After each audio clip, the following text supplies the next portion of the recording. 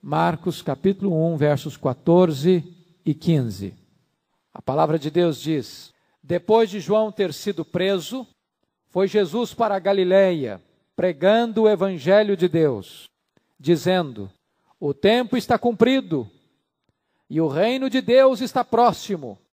Arrependei-vos e crede no evangelho. Nós vamos meditar sobre o tema pregação de Jesus Cristo. Introdutoriamente, eu quero dizer que a pregação é a obra mais importante que se pode fazer no mundo. Nenhum trabalho neste mundo pode ser considerado mais necessário, mais relevante e mais urgente do que a pregação. O próprio Filho de Deus, que se fez carne, entrou no mundo como pregador. E ele pregou.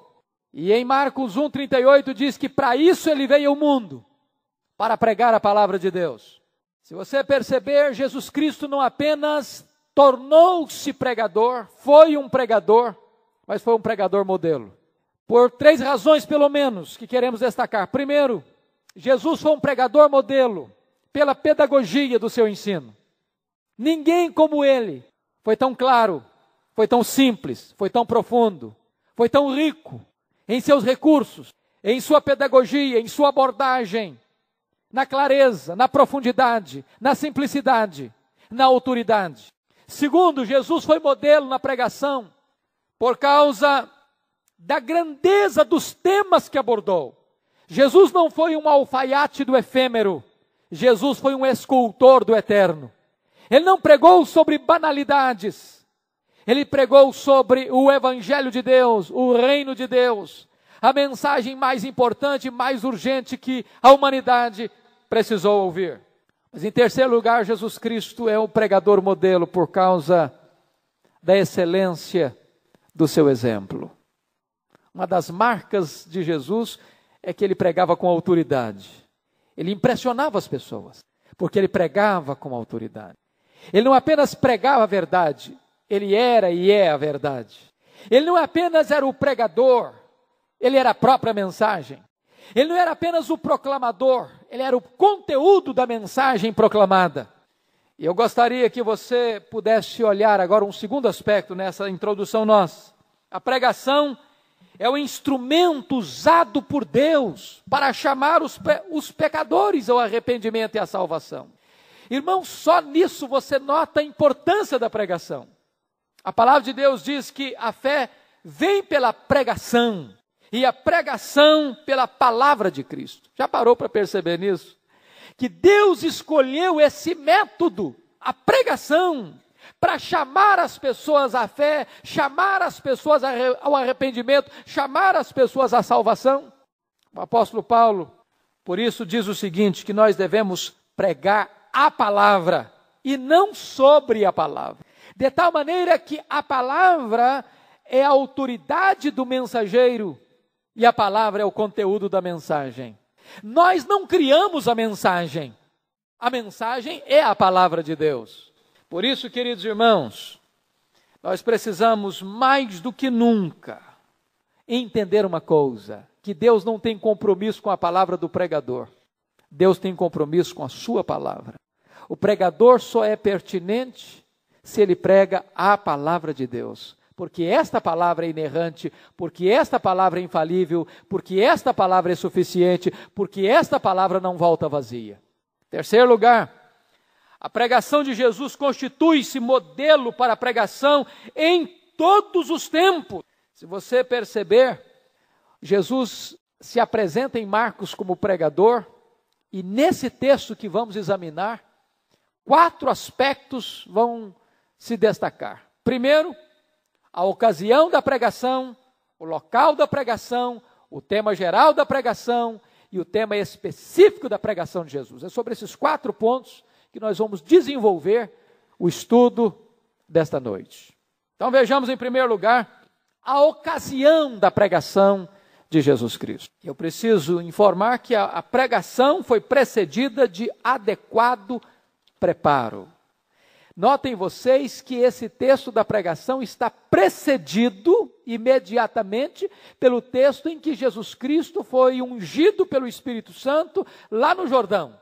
Quando o céu se abriu, o Espírito Santo desceu sobre ele e o Pai então confirma: este é o meu Filho amado, em quem eu me comprazo. Nenhum pregador pode ser bem-sucedido no ministério da pregação sem antes ser capacitado pelo poder do Espírito Santo. Nem o próprio Filho de Deus ousou entrar no ministério da pregação sem a unção do Espírito Santo. Ele foi ungido pelo Espírito no Jordão. Ele foi conduzido pelo Espírito ao deserto. Diz a Bíblia que ele, lá em Lucas 4, nos informa, versículo 14, que ele retornou para Galileia no poder do Espírito Santo. Lá em Lucas 4 ainda nos informa que quando ele entrou na sinagoga de Nazaré, ele disse: o Espírito do Senhor Deus está sobre mim, pelo que me ungiu para pregar, para ensinar e para libertar. E lá em Lucas 10, 38, somos informados que o Espírito Santo ungiu para libertar os cativos.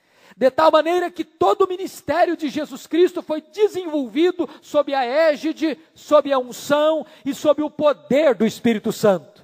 Ele começa o seu ministério, portanto, irmãos, debaixo desta preparação da unção do Espírito Santo, do sorriso do Pai, do agrado do Pai. Mas mais do que isso, Jesus começa o seu ministério de pregação depois que triunfa sobre Satanás. Quando ele entra no covil de Satanás, quando ele invade o território de Satanás, quando ele entra na casa do valente, quando ele derrota Satanás do seu próprio território, e agora entra no campo da pregação, completamente vencedor, vitorioso sobre as hostes do mal, para arrancar da casa do valente aqueles que estavam nas mãos do valente, de tal maneira que a pregação tem um poder tão grande, queridos, porque a pregação é este instrumento que Deus usa para tirar as pessoas do império das trevas para o reino da luz, da potestade de Satanás para Deus, da casa do valente para uma vida de libertação, para a vida de salvação. Segundo ponto que eu chamo a sua atenção é que a pregação de Jesus evidencia que ele fugiu de embates desnecessários. Veja você, depois de João ter sido preso, foi Jesus para a Galileia. Você parou para perguntar por quê? Por que ele saiu da Judeia para ir para a Galileia? Por que ele saiu do sul para ir para o norte? E você vai notar que não é por acaso que Jesus foi para a Galileia. A sabedoria determinou esta relocação geográfica de Jesus Cristo. Ele deixou a Judeia depois da prisão de João Batista, porque duas coisas poderiam acontecer se ele ficasse na Judeia. Primeiro, ele poderia entrar em determinadas tensões e conflitos políticos desnecessários. Ele certamente iria trazer determinados embates, seja com Pilatos, seja com Herodes, se permanecesse na Judéia, porque na verdade ele tinha as mesmas ênfases que João Batista teve, o que provocou a prisão de João Batista e a sua consequente morte. Segundo, se ele permanecesse na Judéia, certamente os líderes religiosos da Judéia, os zelosos fariseus, os cultos escribas, a classe aristocrática saduceia, iria, por ciúmes, entrar em oposição contra ele, e Jesus granjearia uma antipatia e uma oposição precoce, desnecessária, que certamente o desviaria do foco principal, que era a pregação do reino de Deus. Amados irmãos, Jesus está nos ensinando um princípio muito importante. Nós não devemos entrar em determinadas brigas desnecessárias, precoces. Se nós podemos desviar-nos destas contendas e querelas, nós não devemos jamais desviar o nosso foco principal, que é cumprir a missão que Deus nos deu, que é anunciar o Evangelho de Deus, proclamar o reino de Deus. Prestemos atenção nisso. Não é que Jesus está se acovardando, não é que Jesus está fugindo da tensão, Não é que Jesus está se intimidando de entrar em conflito com os políticos de Jerusalém ou com a classe religiosa de Jerusalém. Na hora própria, ele vai confrontar. Na hora própria, ele vai enfrentar a tensão. E vocês se lembram disso. Quando Jesus chega ao tempo dele, o tempo oportuno de Deus, o tempo oportuno do Pai, quando ele deveria ir para Jerusalém, diz a Bíblia que todo mundo via isso no semblante de Jesus. Ele estava determinado a ir para Jerusalém, na hora certa, mas não antes da hora. Não antes da hora. Isso é um princípio para nós, que nós não deveríamos comprar determinados conflitos e tensões antes da hora oportuna. Se chegou a hora de enfrentar, enfrentemos com coragem, com audácia, com a ousadia de Deus. Terceiro aspecto, a pregação de Jesus inicia-se após seu precursor cumprir cabalmente o seu papel. Diz o texto, depois de João ter sido preso, foi Jesus para a Galileia pregando o evangelho de Deus. João Batista foi levantado por Deus para cumprir um papel específico, preparar o caminho do Messias. Feito o seu trabalho, ele saiu de cena. Precisamos nós aprender essa lição de que nunca devemos ir além daquilo que Deus nos chamou para fazer. João Batista não era a luz, João Batista não era o noivo, João Batista não era o Messias, ele não era o Cristo. Ele veio para preparar o caminho do Cristo, do Messias, do Filho de Deus. No momento em que o Filho de Deus apareceu em cena, ele disse, convém que ele cresça e que eu diminua. Quando a voz de João Batista cessou no deserto, a voz do Messias se levantou. Agora preste atenção nisso. Nenhum poder na terra, nem no inferno, pode silenciar a voz daquele que Deus levanta, até que ele cumpra cabalmente a missão para a qual ele veio fazer.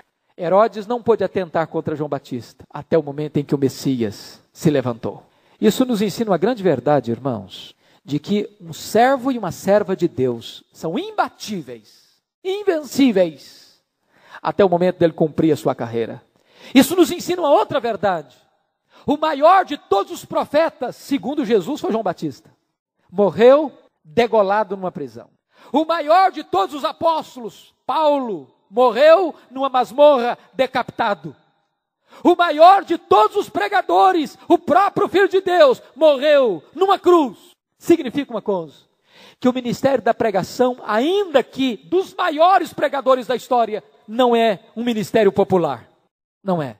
A finalidade da pregação não é arrancar aplausos do mundo. A finalidade da pregação é chamar o mundo ao arrependimento. Vamos ver o segundo ponto da nossa mensagem, que é o lugar da sua pregação. Diz o verso de número 14, depois de João ter sido preso, foi Jesus para a Galileia. Jesus foge dos holofotes ou conflitos humanos. Eu quero que você pense comigo nesse fato. Pense comigo nesse fato. Qualquer pregador com um pouco de vaidade no coração, certamente desejaria com todas as forças da sua alma começar o seu ministério na gloriosa cidade de Jerusalém, capital religiosa do mundo, a monumental e imortal cidade. Lá estava a sagrada história do povo de Deus. Lá estava o palco central da religião. Lá estava o magnificente, lá estava no passado o magnificente templo de Salomão. Lá estava o templo de Zorobabel, embelezado, enriquecido pelo rei Herodes. Lá estava a zelosa classe dos fariseus. Lá estavam os cultos, escribas. Lá estavam os sacerdotes. Lá se exercia o culto esplêndido com os seus cerimoniais pomposos. Lá estava a aristocrata classe dos saduceus. Jerusalém, cidade de doces lembranças, cidade de amargas recordações também. Jerusalém, tudo fazia lembrar as glórias daquele povo. Terra dos profetas, terra dos reis, terra dos sacerdotes, terra dos grandes momentos da libertação de Deus. Jerusalém, a terra dos grandes avivamentos, das grandes intervenções de Deus. Certamente o pregador gostaria de começar seu ministério lá em Jerusalém. Atenas podia ser conhecida pela sua cultura. Roma podia ser conhecida pelo seu poder. Mas Jerusalém era o palco da fé. Era a capital religiosa do mundo. Lugar das mais elevadas esperanças e promessas da história. Mas diz a Bíblia que Jesus fugiu dos holofotes. Jesus fugiu deste palco de glória, de glamour, de fama. Jesus pega a rota contrária de todas as expectativas da vaidade humana. E Jesus deixa Jerusalém e diz a Bíblia que ele vai para Galileia, vai para o norte, fugindo dos conflitos políticos e dos ciúmes religiosos. Para onde ele vai? Segundo ponto, Jesus emboca seu ministério para uma região desprezada. Prestemos atenção nisso, irmãos. Galileia, o que significa Galileia? Galileia era considerada uma região de sombras. Galileia era considerada uma região de trevas. Galileia era uma região pobre, atrasada, de gente pagã, de gente enferma, de gente possessa. Olhe os relatos evangélicos e vocês vão ver uma multidão de gente doente, de gente endemoniada na Galileia. Olha para Galileia e vocês vão ver que os próprios evangelhos dizem que era a região da sombra da morte, era uma região de pagãos. Galileia era uma região tão desprezada que os preconceituosos perguntavam: pode porventura sair alguma coisa boa de Nazaré incrustada no coração da Galileia? Galileia também era o berço dos zelotes, aqueles que defendiam o conflito armado contra Roma. O que na verdade está acontecendo é o seguinte: Jesus está deixando a capital religiosa do mundo para ir para uma região atrasada, para uma região pobre, para um centro de tensão, de conflitos. E esse conflito era tão antigo, você lê lá em Lucas 13, lá da Torre de Siloé, onde Pilatos mistura o sangue daquelas pessoas com seus sacrifícios, lugar de revoltas.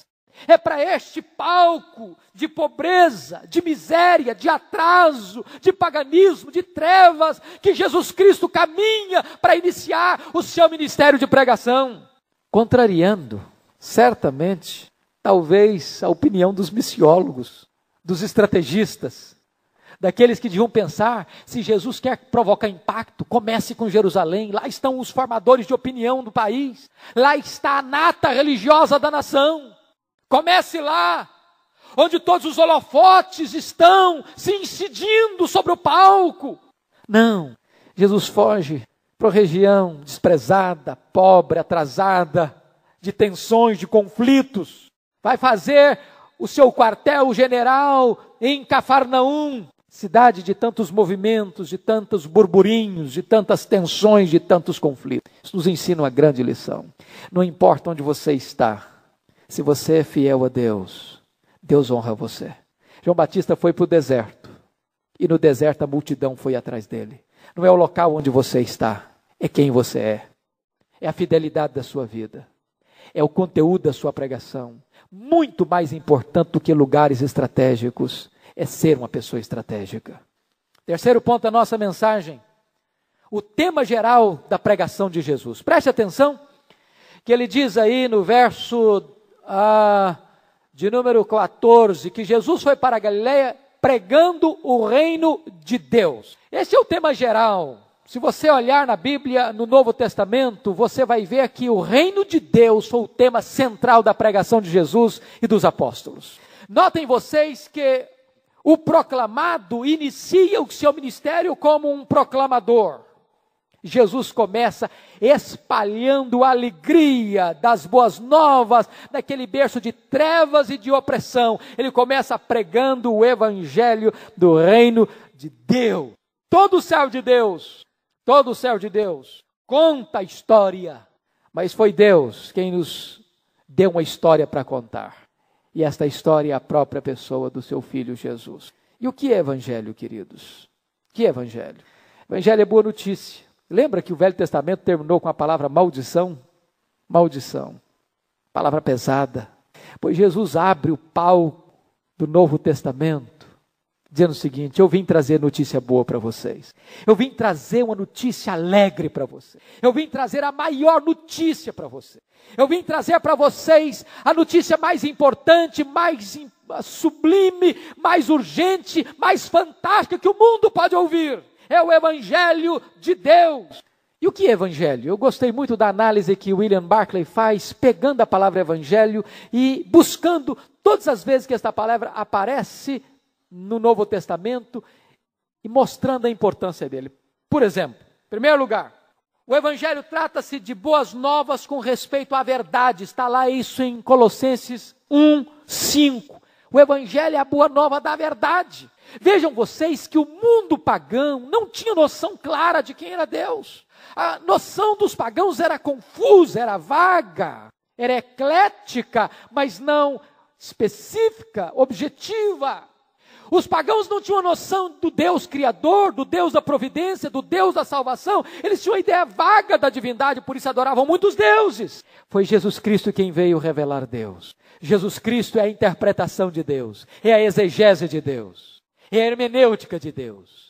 Você vê Deus por meio de Jesus. Quem me vê a mim, vê o Pai, disse Jesus. Ele veio trazer a verdade, Ele é a verdade. Segundo lugar, o Evangelho trata-se de boas novas, de esperança. Está lá em Colossenses 1:23. O mundo antes do Evangelho, irmãos, era um mundo de desespero, de pessimismo, de negatividade. Mas o Evangelho é o Evangelho da esperança, da esperança. O Evangelho traz alento, traz futuro. O Evangelho ilumina os olhos, o Evangelho abre as cortinas do amanhã para você. A pessoa que crê no Evangelho, ela não mais se entrega ao desespero, porque abraçou a gloriosa, bendita esperança. E diz Paulo que Jesus Cristo é a nossa esperança. Terceiro lugar, o Evangelho trata-se de boas novas de paz. Lá em Efésios 6,15, é o Evangelho da paz. E o que é isso, irmãos? Antes do Evangelho chegar, o homem era uma guerra civil, um ser em conflito, e até hoje, não é assim? O homem sem o Evangelho é um ser em conflito, em tensão, em briga, em guerra com Deus, consigo, com o próximo e com a natureza. O pecado abriu 4 fossos na vida do homem. Rompeu a sua relação com Deus, rompeu a sua relação com o próximo, rompeu a sua relação consigo, rompeu a sua relação com a natureza. Mas diz a Bíblia que este ser em ruínas, em colapso interior, agora pode encontrar a paz por meio do Evangelho. Quarto lugar, o Evangelho trata-se de boas novas com respeito às promessas de Deus. Até o Evangelho, toda concepção que o homem tinha de divindade era de medo. Deus vingativo, iracundo, que o homem tem que fazer alguma coisa para agradá-lo. E quanto o homem tem que fazer para agradá-lo? O homem nunca consegue saber.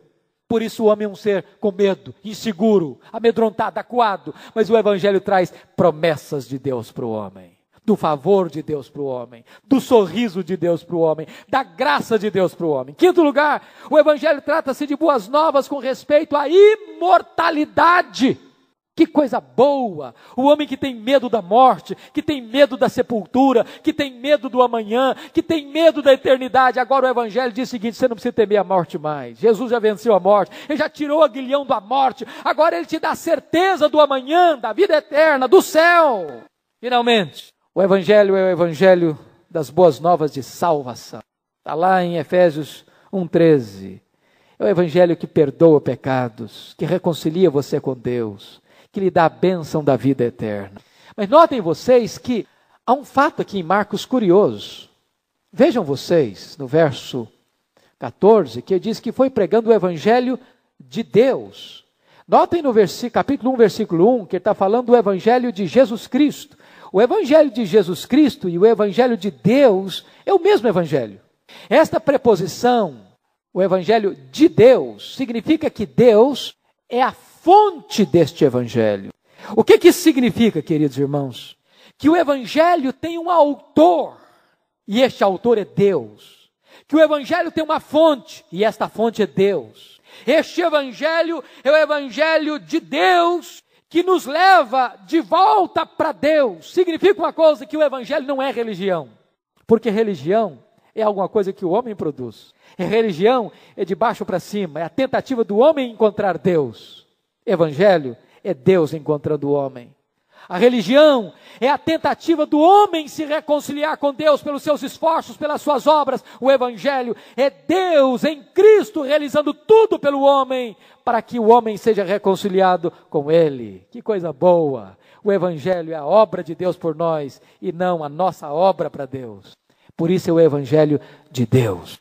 Mas vamos ver nosso último ponto, que é o tema particular da pregação de Jesus Cristo. Está aí no versículo 15.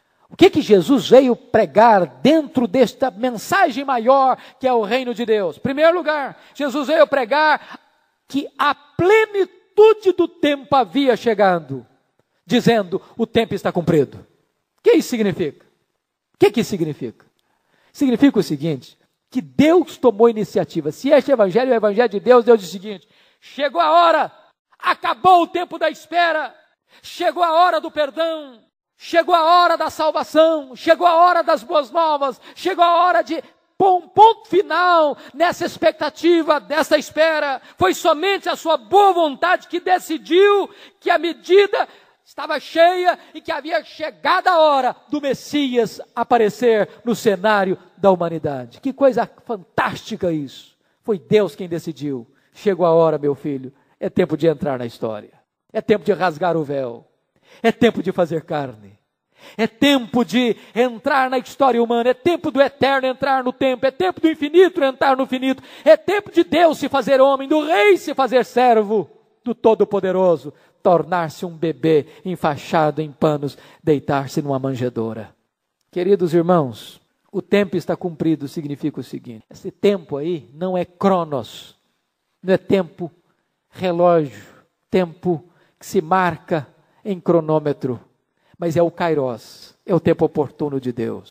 Aquele Messias que foi destinado lá na eternidade no conselho da Trindade, que foi pré-anunciado lá no Éden, que foi apontado por todos os patriarcas, que foi anunciado por todos os profetas, que foi tipificado por todos os símbolos veterotestamentários, agora chegou a hora dele se manifestar. Mas o que fez com que o tempo se cumprisse? Olhe, por favor, 3 coisas. O mundo foi preparado para isso. Preparado primeiro politicamente. Era preciso que Deus preparasse o mundo através de um governo, de uma cultura, de uma língua e de um sistema de leis. E Deus preparou isso. A língua através do mundo grego, espalhando a língua grega. A questão das leis, de um governo único, através do Império Romano, a Pax Romana. Através da abertura de caminhos, de estradas por todo mundo conhecido, para que o Evangelho pudesse ter acesso a todos os rincões daquele mundo. Segundo aspecto, o mundo foi preparado religiosamente para a pregação. Por quê? Por quê? Porque as religiões pagãs não ofereciam para a humanidade uma resposta satisfatória. Uma palavra que pudesse acalmar a alma, que pudesse serenar o coração, que pudesse satisfazer os mais profundos anseios do ser humano. E desta maneira, o Evangelho veio trazendo a boa nova de Deus, de Cristo, do Espírito Santo, do Evangelho da salvação. Em terceiro lugar, o mundo foi preparado moralmente. Sabe por quê? Porque a ética pagã era insuficiente. Mesclada de vícios, de degradação moral. A mulher não era valorizada, os filhos eram apenas objetos dos pais.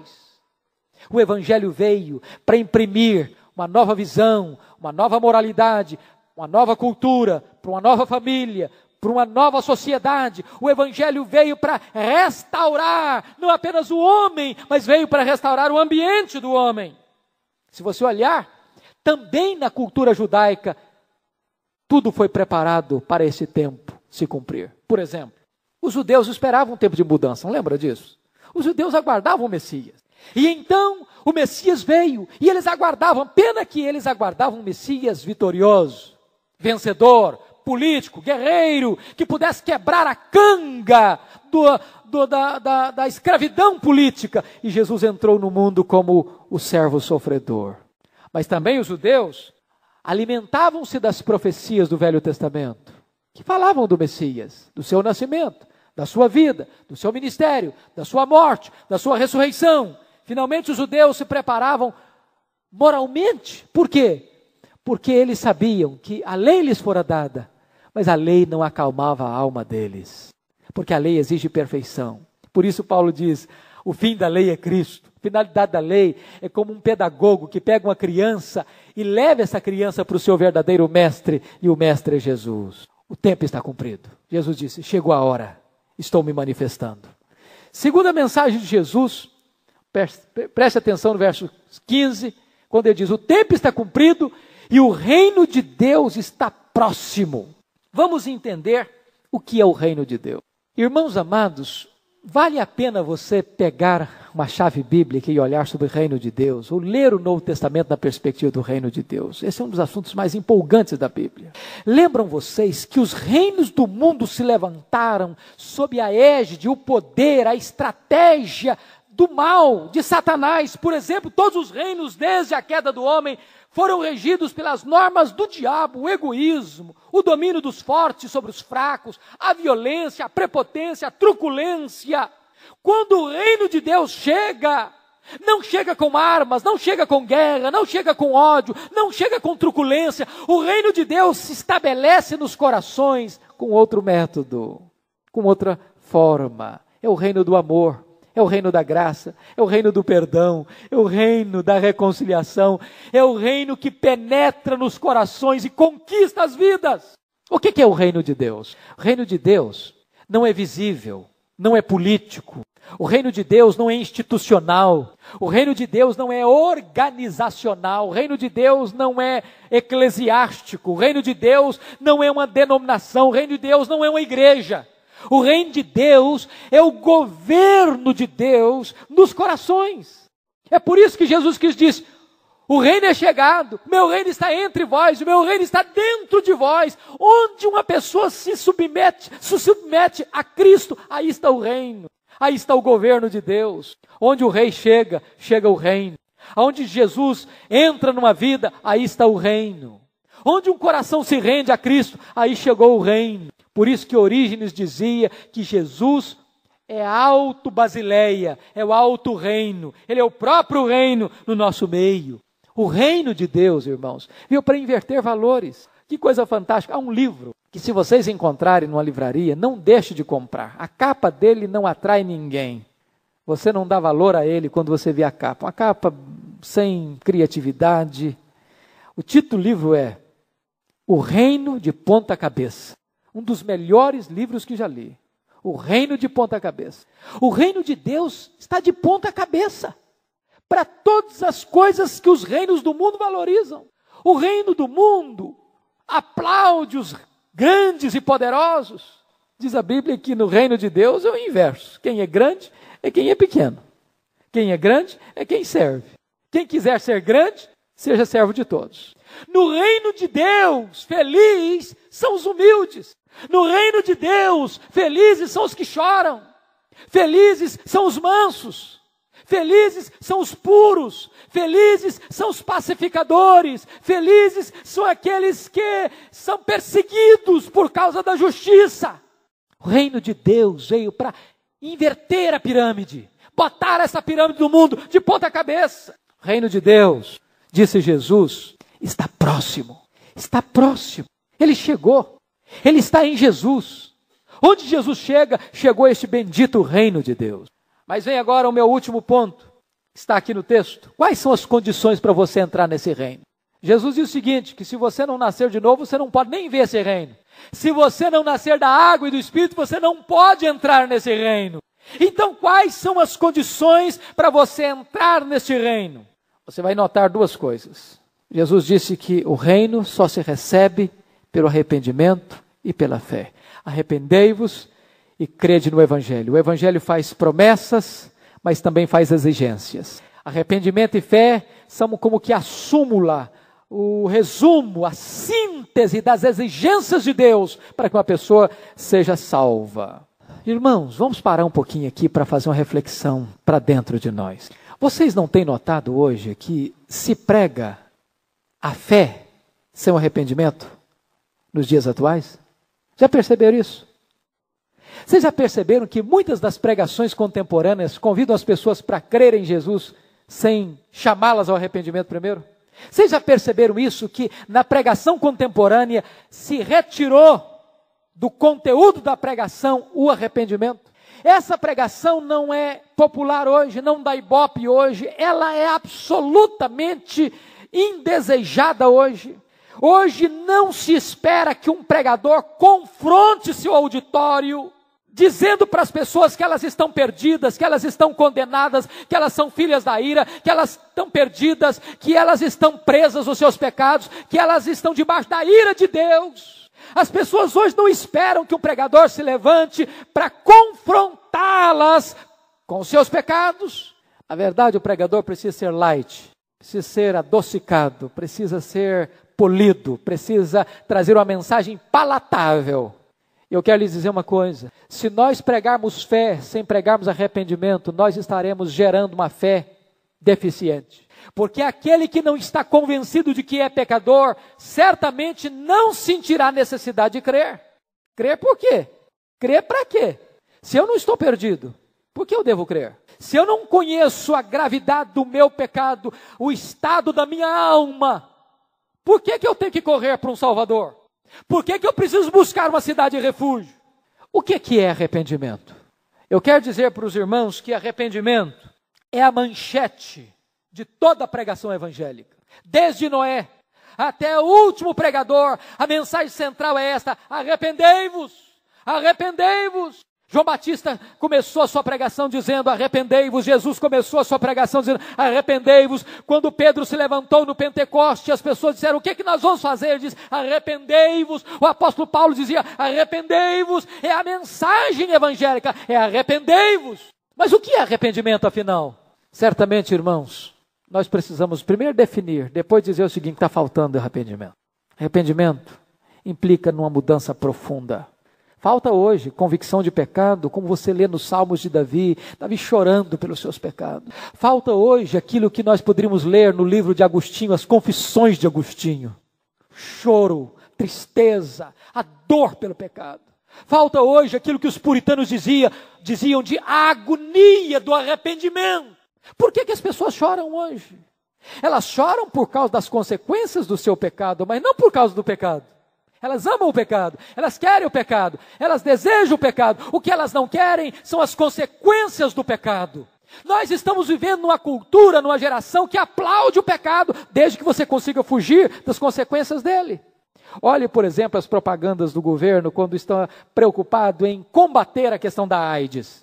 Onde você já viu uma propaganda? Fuja da impureza, fuja da fornicação, fuja do adultério, fuja da promiscuidade, busque uma vida limpa, busque uma vida íntegra, reta, e você então fugirá das consequências. Não, desde que você não pegue AIDS, que seja promíscuo. Ou seja, a cultura moderna não leva em conta o pecado.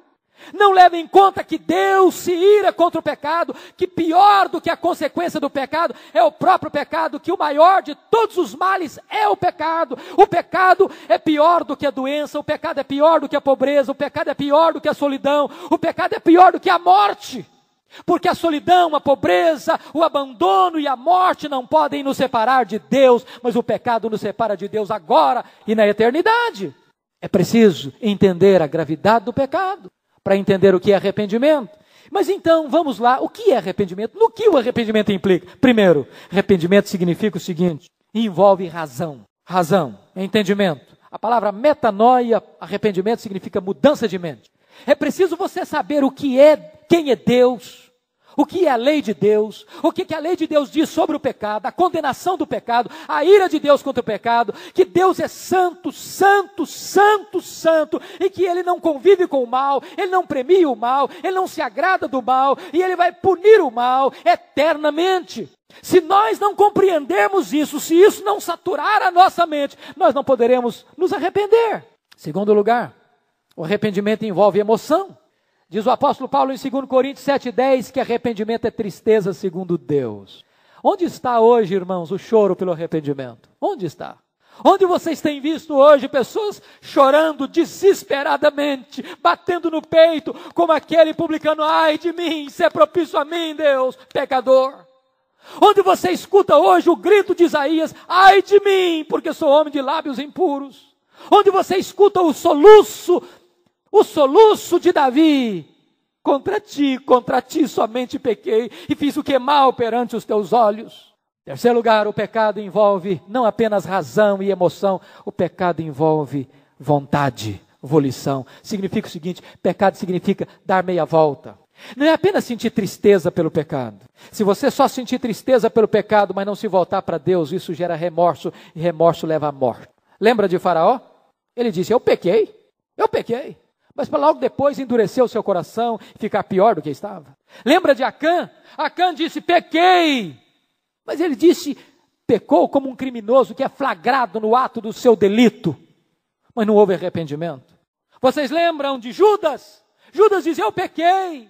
Eu traí sangue inocente. Ele devolveu o produto do seu crime.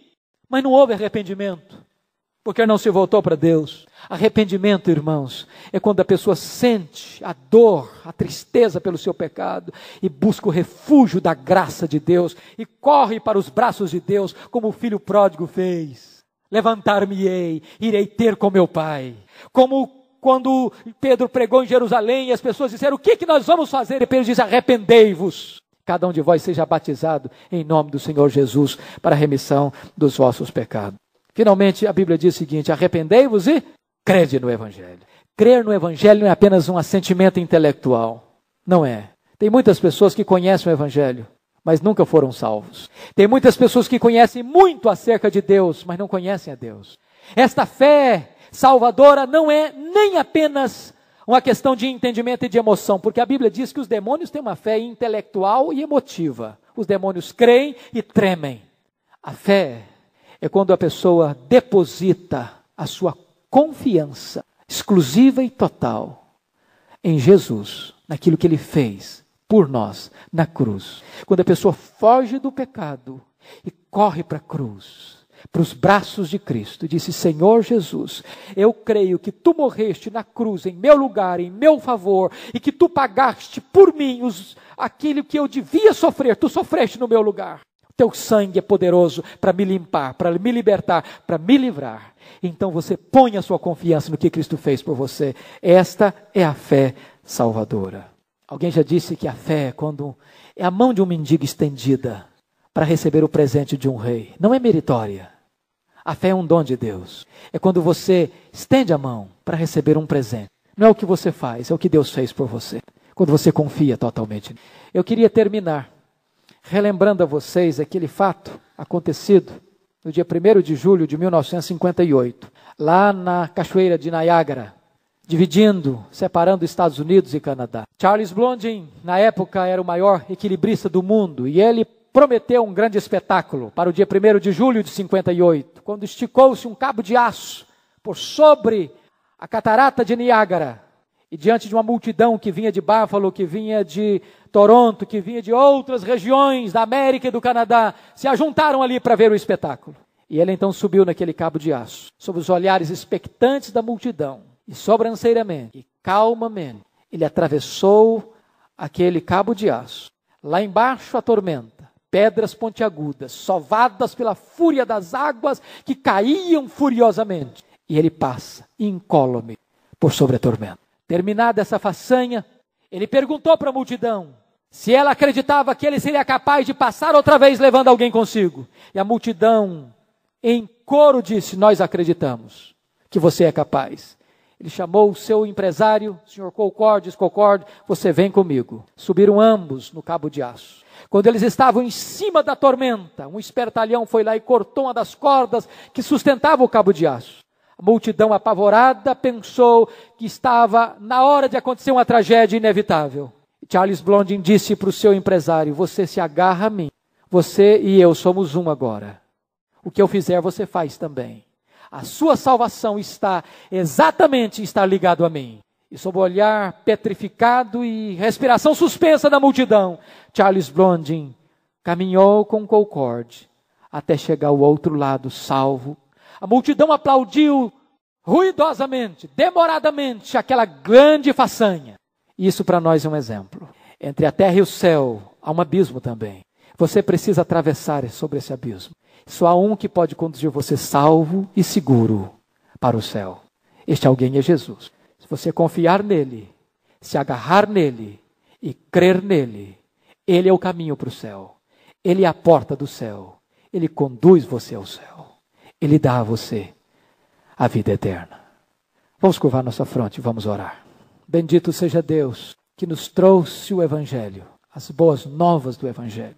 Você que já foi alcançado por esta boa nova, você não é apenas um receptáculo deste Evangelho. Deus chamou você para ser um canal deste Evangelho, um portador de boas notícias. A Bíblia diz que os seus pés são formosos, porque você pode levar estas boas novas. Lemos hoje que aqueles que saem andando e chorando enquanto semeiam, voltarão com júbilo trazendo seus feixes. Deus quer usar você para anunciar esta boa nova do Evangelho. Se você quer colocar a sua vida nas mãos de Deus, para ser usado por Deus, para ser um instrumento nas mãos de Deus, eu queria convidar você para vir orar comigo aqui, por favor.